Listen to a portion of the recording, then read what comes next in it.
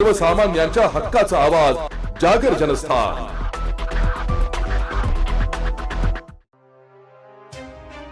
पंचवटी भागातील रविवारी संध्याकाळी एक हृदयद्रावक घटना घडली आहे।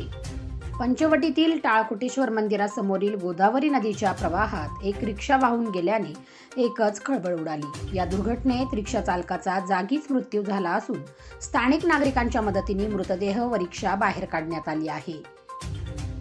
गोदावरी नदीला गेले काही दिवस झालेल्या पावसामुळे पुराचे स्वरूप आले होते।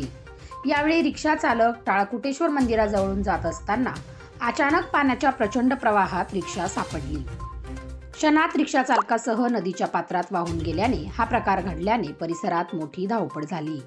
नागरिकांनी तातडीने घटनास्थळी धाव घेत मदत कार्य सुरू केले। जवळपास तासभर चाललेल्या अथक प्रयत्नानंतर अखेर रिक्षा बाहेर काढण्यात आली। त्याचबरोबर रिक्षा चालकाचा मृतदेह देखील बाहेर काढण्यात आला।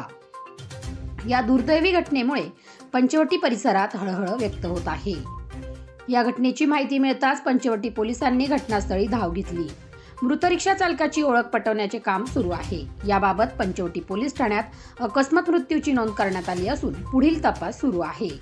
दरम्यान नदीकाठावरील लोकांना वारंवार प्रशासनाकडून खबरदारी घेण्याचे आवाहन केले जात आहे। मात्र अनेक जण धोका पत्करून नदीकाठच्या भागात जात असल्याने अशा घटना घडत असल्याची खंत नागरिक व्यक्त करत आहे।